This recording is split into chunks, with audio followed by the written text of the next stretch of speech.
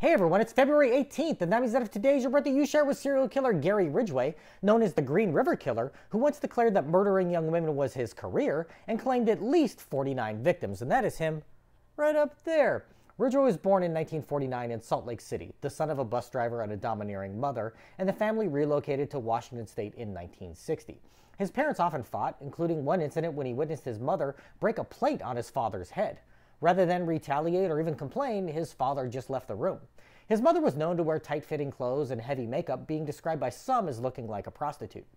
Ridgway later confessed to investigators that he was sexually attracted to his mother, who he kept as a co-signer on his checking account even after he got married and always consulted her before making a major purchase. His first major violent outburst came when he was 16, when he led a 6-year-old boy into the woods and stabbed him in the ribs. Luckily, the boy survived, and Ridgway was allowed to graduate high school and join the U.S. Navy, being sent to Vietnam in 1969. Before he left, he married his high school girlfriend, but frequented prostitutes during his time in the service, and his marriage lasted less than a year. He continued to spend time with sex workers when he returned to Washington State, and was known to be violent with his girlfriends, even choking one of them.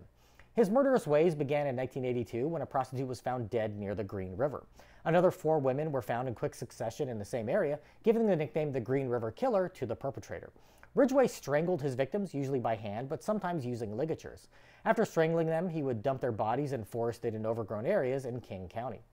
He later confessed that he had sex with the victims' bodies after he murdered them, but claimed he began burying his later victims so that he could resist the urge to commit necrophilia. Dozens of prostitutes and teenage runaways disappeared over the next few years, and the police finally put together a task force to look into the murders and disappearances in 1984. They even met with famed serial killer Ted Bundy to ask his opinion about what may be motivating the killer, as if he were Hannibal Lecter helping track down Buffalo Bill. Ridgway was known by the police as an associate of prostitutes and was questioned repeatedly in the 1980s about the murders, but no firm evidence could tie him to any of them. He passed the polygraph test in 1986 because there is pseudoscientific bullshit. It wasn't until DNA evidence was examined in 2001 that he was finally caught. It is believed that Ridgway killed at least 71 teenage girls and women near Seattle and Tacoma, with most occurring between 1982 and 1984. He's also strongly suspected of numerous unsolved murders in Oregon and British Columbia, and in court statements he said that he killed so many women that he lost count. Ridgway was married multiple times, and his kill rate went down significantly while married to his third wife, who told a reporter, "I feel I have saved lives by being his wife and making him happy."